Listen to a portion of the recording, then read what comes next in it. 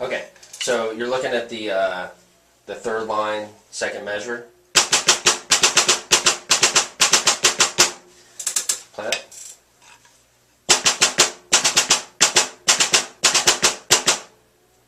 Almost, just a rhythm thing.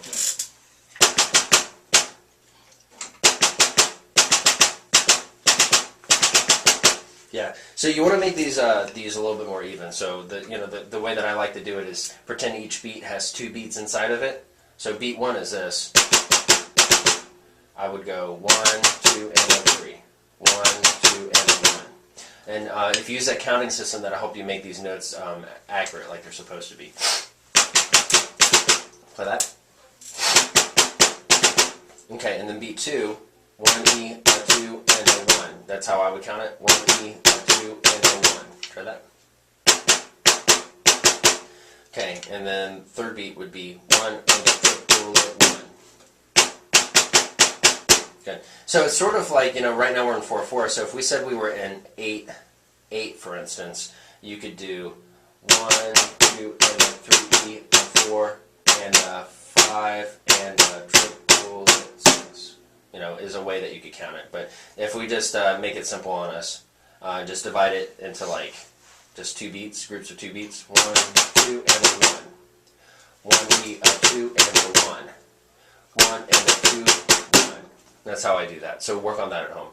That makes sense, right? Yes, sir. Okay, cool. All right, so third measure of the third line. Play that.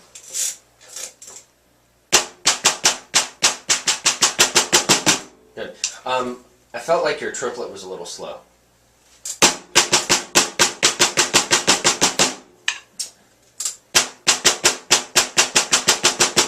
Okay, so you're doing 3 rights in a row for that triplet, correct? Yes. So why do that? Of a way to kind of the 8th notes, you keep on the right hand. So I felt that 8th note triplets I should keep on the right hand. Okay. I don't personally have a problem with that. I always prefer to alternate everything if I can. Okay. I just wanted to end up on beat 3 on my right hand. That's kind of what I was going for. Yeah, that's totally a decent way to do that. I play that triplet as right, left, right, and then I just do it on the right hand. Yeah, and I'm not saying my way's better. That's just what I do. So that's perfectly fine.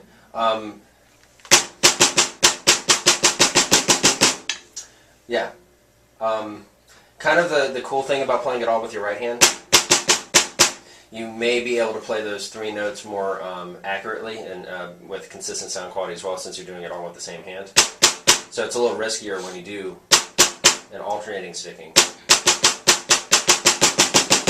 But if I can alternate something, I usually try to do that. And I have pretty good sound quality between my 2 hands. So if you have good sound quality between your 2 hands, you may want to do the same thing. But there's nothing wrong with what you did. Again, you just want to have a reason for why you do the things you do. Okay, so that's cool. Okay, so let's look at the 4th line. Just play that whole line.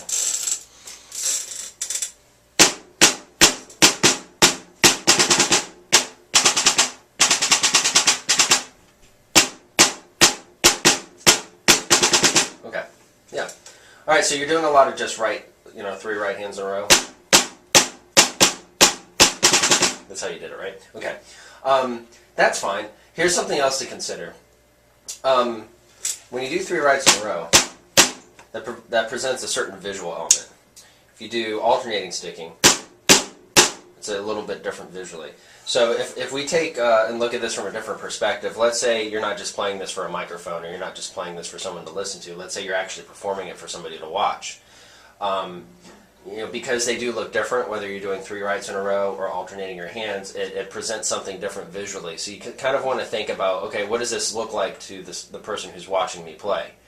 I tend to want to alternate everything if I can. It just makes everything more visual. But if I'm playing with a group of other people that are playing the same thing I'm playing and I want it to be uniform, then things like playing 3 notes on the right hand can look really cool. For instance. So in a concert piece like this, that's a solo piece, I tend to just want to alternate everything if I can. I feel like it just does a little bit more visually. But that's just my opinion. Okay, so here you got fortissimo, and then mezzo forte, and then fortissimo. So you have 3 types of louds that need to be very different.